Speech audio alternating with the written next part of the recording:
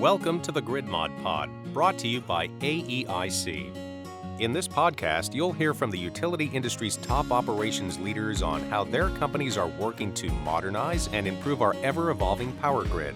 Thanks for joining us. So I'm really excited that you could make the podcast today and be a part of the discussion here on the Grid Mod Pod. For our listeners today, I'm very excited to have Thilo to come talk all about some of the cool projects that they're doing. So before we get started, I'm going to let you introduce yourself, kind of tell us a bit about your background. And just to remember, our listeners are coming from a full span of just starting out, wanting to be a part of the industry. Then we have the folks that are within the utilities, kind of listening and hearing about all the great stuff, the innovative thought leaders that exist. And then I would love for, the external stakeholders to kind of take part and just hear about all the great work that's happening. So with that, I'll jump over to you, Thilo. Yeah, thank you for having me. Thilo Janssen I'm at Bandera Electric Cooperative. I'm the Director of Engineering and being with Bandera Electric about 8 years. So first I started off as distribution engineer, then a technology applications engineer for a couple of years. Then opening happened for manager of engineering, which I jumped on and I was elected. And since about 2 years now, I'm a director of engineering at Bandera Electric. So 8 years seems like a lot of experience, but it's not really. I have also a long history before that. I was in the German Air Force for 21 years. So coming out of the German Air Force, came over here, got a degree, and started at Bandera Electric. And just, we've had a few, but I think, the whole cooperative municipality space of the electric utilities, especially in the States, is quite interesting and not everyone knows about. So just and I heard you say the word elected, from the basis of what's the difference of, your cooperative versus say, IOU or a publicly shared utility? So cooperative is very, very interesting because we are member owned. So every member is the owner of the electric utility. It's different than an investor owned utility. It's like the name is saying, investor owned. So it's a larger share company quite often, or it's larger investors. And the municipality is more on the city level. Pretty much the city employs some workers and for the utility. But cooperative is different. So we are member owned. So when I speak about a member, it's our customer pretty much because we're working for our members and therefore we have a different way of thinking. And I just think, just to point out, with the grid modernization, it's words that we've chosen as an industry to kind of really highlight a very large span of topics. But the idea is, the grid is the way it is based on a very long lineage of history and decisions made by various people. And so I think something that's happening rapidly is really that relationship between the customer and the utility. And if you think about co-ops in being, if you're a member, you're also a customer. So it's like a beautiful synergy that I think has always been there. So just kind of how you approach problems, how you kind of think of things, maybe a little bit different, but in the end, you're serving the customer. And there's quite a few of you, I think. Don't quote me, but I think there's 831.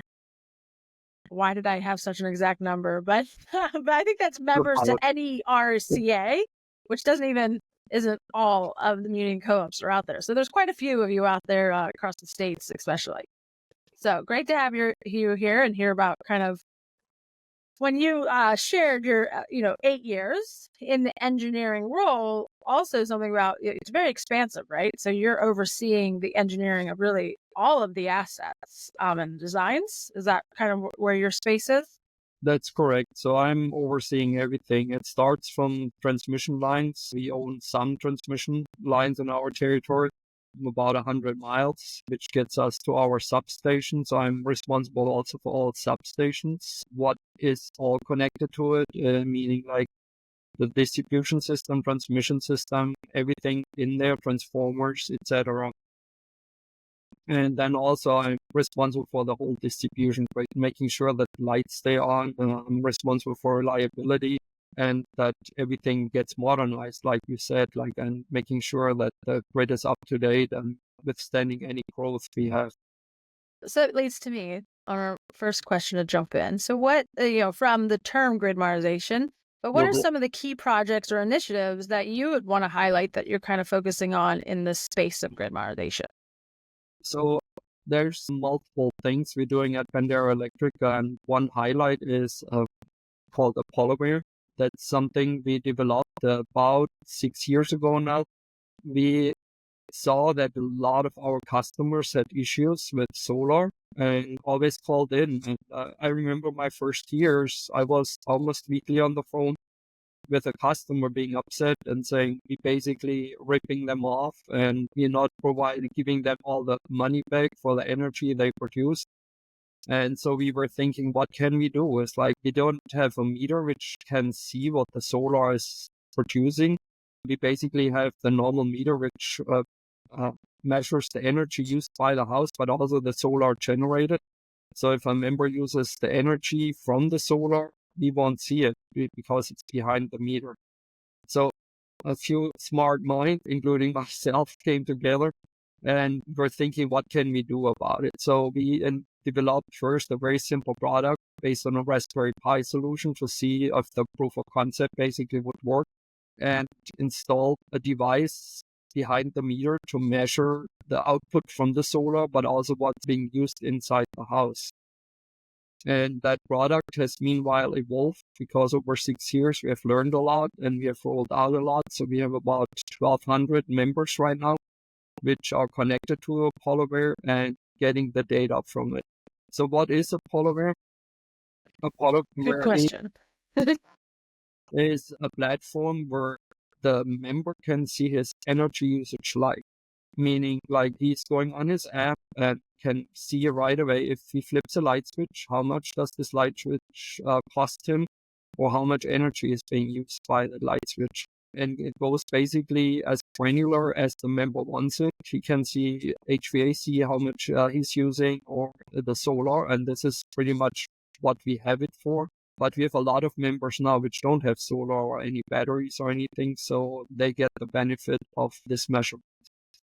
And since it's live, it's literally second by second record. So the member looks on the app, he has the live feedback. A regular meter for the normal utility world sees through some energy. That energy is usually recorded in a good way up to 5 minutes down interval, but the standard is normally 15-minute or an hour recording. So a member will never see the output from a light switch. He will never know what the lights are using. And I'm taking this as an example. Like if you have an LED light bulb or a normal light bulb, you will see what the difference is. You right away, okay, is this 100 watts? Is that 20 watts? And we see that on this device. So I got to dive into a few of those big things that you just shared. So, one, for all of the listeners that maybe are just jumping into this episode, a big, maybe foundational thought for the ultimate goal of grid modernization is for us to effectively, and us meaning not just the utility operators and owners of the asset, but us as beings that use energy. We ultimately need to understand and have full situational awareness of all assets. Not everyone, too many cooks in the kitchen, but just the capability and ability to sense and then pull data, convert the data, analyze the data, and provide it into bytes of information to those that then can take action. So that's like an essence of grid modernization. So once we have access to and understand the current performance of all of the grid that we've created, we can then do more granular and prioritization analyses of how to then continue to evolve and ensure the grid response. And so what you just shared is a fundamental thought that I think, because, we as beings use language, and if you don't really fully understand the concepts for which they're being said, you can take like bite-sized parts of that information and think, well, I don't want my information shared. I don't want that person to know, or I don't understand why this is needed. And what it's coming down to is the grid was built 100 years ago with the ideology that the utility did not need to know because it was a physical Ohm's law equation. I say this a lot on the podcast if you're not. And so now, though, you have said device, solar, that is being connected to the customer, and that customer's behavior is different. And so there's multiple folk that could, help identify the data and then relay that to the grid and or vice versa, which gives you information to then make decisions on how the overall grid operates. So what you guys have effectively done, which I also heard you say you've been actively working on this for 6 years, is implementing these devices as just as easy as plugging in a device and then it magically starts communicating, giving you the information that you need, right? There is thought and understanding of how to connect it, then how to bring the data back, and then how to consume it on the grid side to then be able to make observations, let alone decisions. So it's a big achievement because I think there's a lot of people in the utility space that are still actually trying to get access to that data. And so there are devices. So really it now comes down to creating the processes and the approach of how to implement said devices, whatever that device may be, to gather the data. So there's so many lessons there. And I think the one big one is, and I think Aristotle said it, you have to do the work to ultimately learn. So you guys are doing the do and you're learning and going to take that to the next level. So, I mean, where do you see this device and this project kind of taking you on the road of further investigation, and what can it unlock, I guess, for the Bandera group and the members thereof? A lot of information you just shared there. So 6 years, we have learned a lot during that 6 years. So we have gone through a lot of iterations with a device basically and have standardized it now to one device. And that's what the rollout is. It's pretty complicated to install. So you need an electrician to install it in the breaker panel and also to different sites. So there's some challenges there. But that data is very, very powerful, what we get. It's not just powerful to the member where he sees, okay, this is my energy usage and I can get educated over it. But it's also powerful for the utility because now we can look as like, how did the member get affected? Like his solar, I'll give you an example. Most solar panels, when they're installed, they need to push back to the grid or push into the house. But like to the house is usually not the issue. But when they want to push back to the grid, they need to raise the voltage slightly above the grid in order to push out into the grid.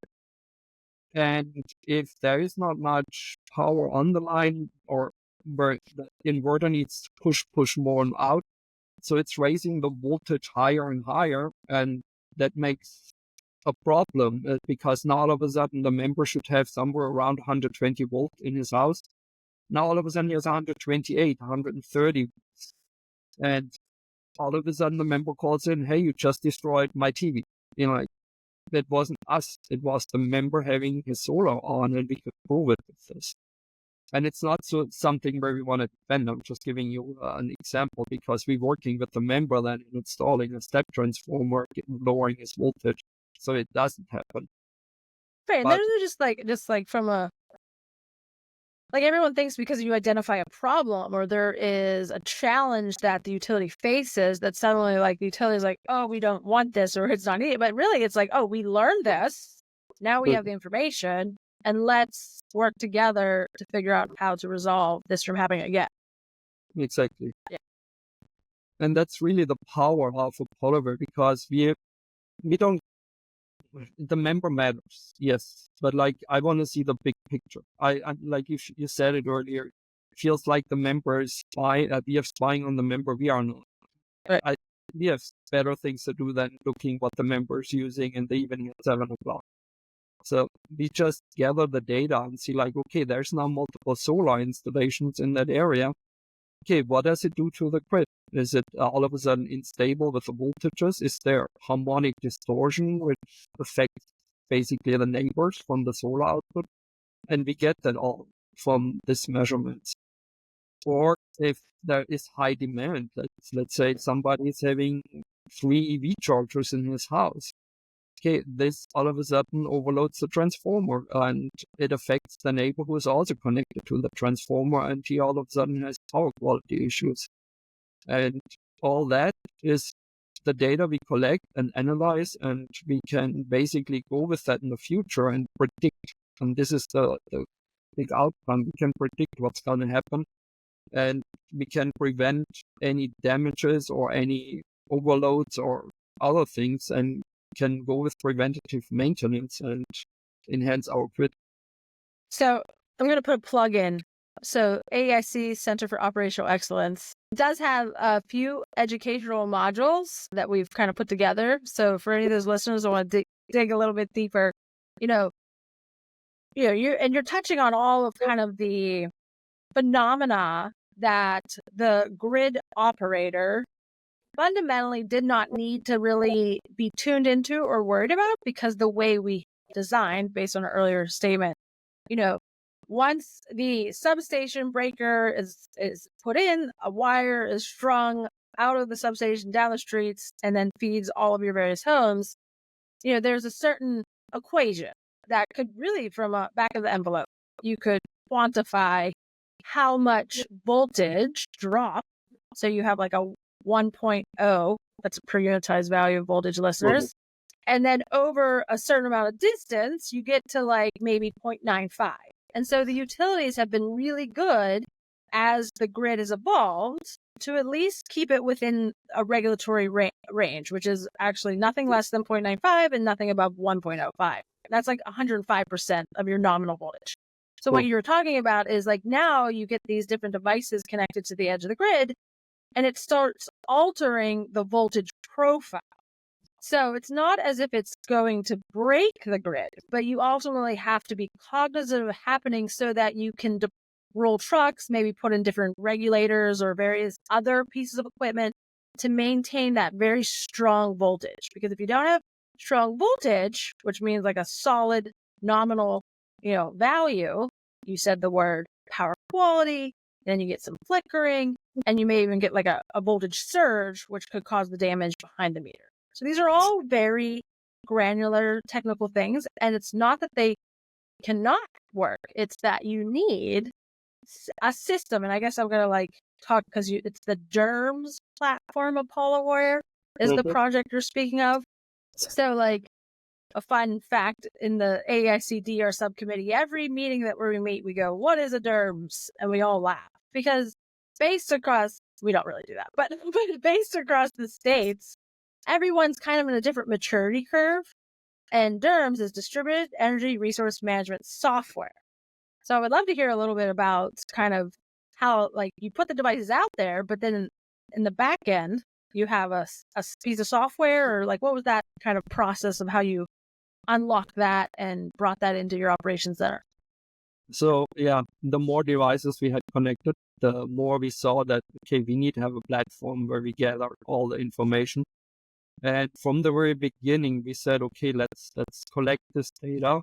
It starts basically on the lower side from the meter, then down to the feeder level, which is coming out of the substation, the long power line, the distribution line. Then from that feeder level, it's up to the transformer. So basically, if a substation has multiple transformers, we get the data collected by transformer, and then the whole substation collected, and then the overall system. So we can surgically investigate what's happening on the system at each level. And that's the beauty with the DERMS platform. So the DERMS basically says, okay, how much solar do I have at what place? And however, with Apolloware, we're going a much further step than just solar. So we can now see how many air conditionings do we have on that feeder which are affecting, okay, how many EV chargers? I mean, that's more to come in Texas, but it's basically it's load, new load, yes, another AC, if not 2 times. Exactly. But we also went a step further and started seeing the power of it, and now we rolling out batteries to the members' homes. And at the moment, we are in a pilot project. It's called the ADER, Aggregated Distribution Energy Resources, in ERCOT. So we provided batteries to the members on a lease basis. So they have the battery for lease, which then they have the backup power if needed, but we have control over the batteries. And we can dispatch these batteries into the ERCOT grid. ERCOT is the ISO for Texas. basically is where the power is being managed and where the marketplace is. So we have several batteries which we collect now over Apolloware, and we live feed, and that's the keyword, because we have 1 to 2 second updates, and that allows us to go into the market and participate in this batteries. So wait, you have a live feed, 1 to 2 seconds. So you're actually capable to pull back that type of data with that near real time. It is real time. It's not near real time. Well, near real time, like 1 to 2 seconds isn't like, that's like faster, that click. But yeah, I guess to our listeners and to yourself, another thing that we as industry folk, and especially when you're drafting scope of work or capabilities or functionalities, or like, to your regulatory bodies, or really to anyone that's asking, there will be a time when you want to deploy the sensing measuring devices, and they'll say, well, how often do you need this data? And so just a fun fact for those that are listening, a lot of utilities, when we rolled out smart meters, which, happened in 2009 space and beyond, the idea was to eliminate meter readers to reduce costs to the overall customer base, which means they set like the latency that they were receiving this data every 15 minutes. And so this whole idea of going from pulling data every 15 to 5 minutes really, and not only that's just watt data. We as the operators of the grids are like, listen, we see it happen everywhere. We need the voltage and we need the bars so we can like do these analytics to really determine exactly what you guys have successfully been doing, which I'm kind of jealous. And so when you say 1 to 2 seconds, I mean, that's a huge thing to like think about. And also just from the amount of data that you're pulling, right? So I guess being that you went through this journey, like what was that in regards to like engaging your communication network and being able to bring back that amount of data? Was that a significant growth path for Bandera? Yeah, that is a big challenge, or it is still a big challenge. We have our own fiber network. That's the beauty of it. So we can connect those meters to our fiber network. I feel like you should say that again. What do you have? Our own fiber network, the Easy Fiber. So we rolled out at the same time when we had Apolloware, our fiber to our members. Okay, so for all of our listeners, like having fiber is kind of like the mecca, I don't know, the nirvana of full situational awareness, because then you fundamentally can do that type of data. So some other utilities are struggling with the idea that they don't have fiber, and fiber is quite available for the transmission grids as a whole, because that's how we have to communicate, because we do communicate and bring, near real time to the transmission system. But as we're evolving into the reality of needing this visibility to the distribution grid, that type of data extraction is needed. And a lot of us that are in this maturity growth are using Wi-Fi, so bringing that data across. So I get it. That makes a big difference. Very, very cool. The BEC fiber is something which we're using now to further develop. We want to go different in the future. It's like we want to create, instead of just Apolloware, which is like sitting in the breaker panel, we want to make our own meter. And that meter is fiber connected. And that's what we're planning in the future. We just needed to, gather the experience and see what device we use. And that's where we want to go. And that's actually a challenge. And I can give you a side story here. Since several years, I'm approaching meter manufacturers. I'm saying, when do you provide me the fiber connected meter? And they're like, what do you need it for? It's like, I want to have the data live. And they're like, yeah, you can have it live already. You can see it every 5 minutes. I said, oh, I don't want to see it every 5 minutes. I want to see it live. And they're like, nobody needs that. I'm like, you're not thinking future-wise. And so we have worked with somebody that have done some pseudo modifications, but every single time it's like nobody wants to develop that. And what I hear now is like, okay, we have 1 meter live in this neighborhood, but that doesn't give me the data from everyone. Right. And I think it's really important that we're talking about, just, for all that are listening, is like there's certain ideology or this like, why can't we just do? So when we start talking about virtual power plants and energy markets and like trading electrons at the edge, where we're now going from tens of thousands of nodes in a very large model. We're now talking about hundreds of millions of nodes that need to be understood and communicate and like analyzed. And so it can't happen overnight. And also, based on what we spoke about earlier, we have in our states, like 200 IOUs, roughly like 2,000 publicly owned utilities, and about, as I specifically stated, but let's just say 900 cooperatives. So that's like 3,100 entities that like have to do all the learnings that you really have evolved, you and your team and squad. And then like, how do you specify it? How do you procure it?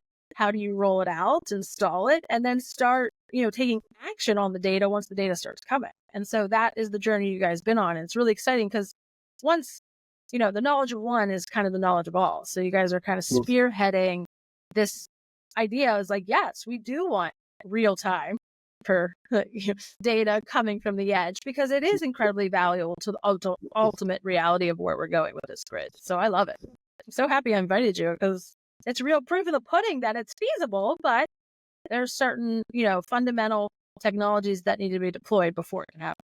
So there's also the other aspect. We brought it up earlier with a lot of data. And we were aware of this. Okay, this is gigabytes, terabytes of data, if not going into petabytes. But what you need to do, you need to have the right software in the background. Do I need the second data after 2 weeks? Probably not anymore. You can just collect this data basically and saying, okay, now I'm rolling it up to every 15 minutes after 2 weeks. Okay, because then I still can do the analysis. Okay, what's happening to my system and look into everything. It's also to display the data. You don't want to have second by second on the server, basically. It takes forever to load. But you have all these options, and when you roll this data up, and then after a year, bring it down to an hour, and then it's literally not that much data anymore. So even if you have 1 million customers, it's not that much data anymore. Look at that. It's not that much data, people.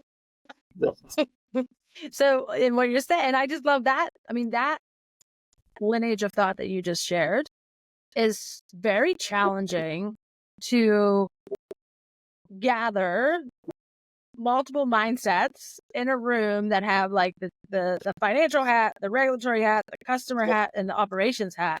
Like at some point in time, being able to convey what you just said effectively across those 4 personas is required to be able to go and do. And so just hearing you say it is, something to be shared because it is an evolution and there are systems that you can create in the back end that, dump the data after 2 weeks for the second, but you roll it up to the 15-minute and everyone's kind of happy with the levels of data they're getting. Exactly. So awesome. Well, I guess that kind of leads me, there is a journey here. And so a big part of what you guys wanted to do was really challenge the status quo and understand that, even one device causes or can cause problem to a circuit, especially like if it's a long rural feed and the solar is fairly large to the relativeness of the wire. You all are going to get called because it seems that the system's not serving the way it needs. So you've kind of come together, as you said, you and a bunch of smart people to kind of make the decisions to create the roadmaps and then just drive, these solutions forward. So the one thing I heard is it does take time and it does take an alignment probably of those smart people to understand where you're headed. What are other maybe words of wisdom or like lessons learned for those that maybe are going to champion some change within their utility to drive, this reality that you guys are seeing firsthand? Yeah, so you gotta look a little bit into the future where you're going. Eventually, electric vehicle chargers are coming, so you gotta know the data, and you want to have your member or consumer basically become a customer, become a prosumer. Eventually, they will have this pickup truck with this huge battery standing in the garage. They want to go into the electric market with that because overnight they can discharge, I'm just making something up, 5 kW for 2 hours and make a little bit of money and then charge up when the prices are low in the market.